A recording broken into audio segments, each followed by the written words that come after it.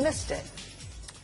And financial security in retirement, it doesn't just happen. It takes planning, dedication, and, of course, cash. So to help you achieve your goals all this week on our User's Guide to Retirement, we're having top experts fill you in on their formulas to sail comfortably into the next phase of life. We start off with saving for retirement. Did you know fewer than half of Americans have ever tried to calculate how much they'll need in retirement?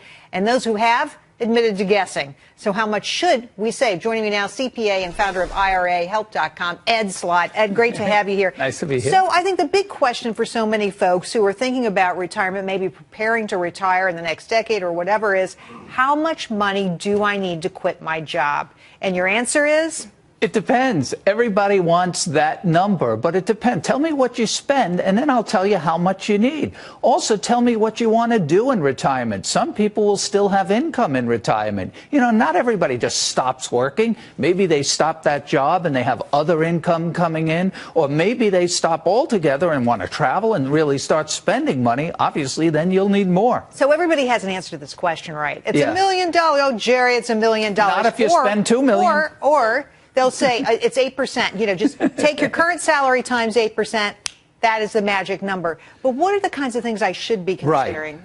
Taxes. How much do you rely on, say, IRAs, 401ks, tax deferred as opposed to tax free? Big difference. Yes. Because if a lot of your retirement income will be taxed, that could be half the amount depending on future taxes and your tax bracket at that time.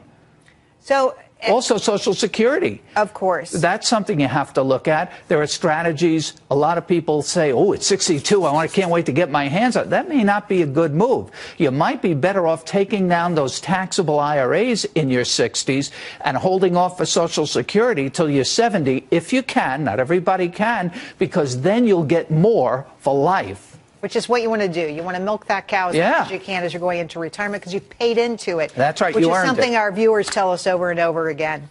But as I sit down to make this calculation about how much money I need, what are the facts I need to put into the equation, and how do I think about how much money? Because I think people think, well, I'm going to, you know, not that I'm going to retire at a certain age, but I'm going to retire when I hit a certain goal. How do you figure out the goal? The goal is going into retirement, hopefully you're a few years out, you got to get rid of certain things like debt.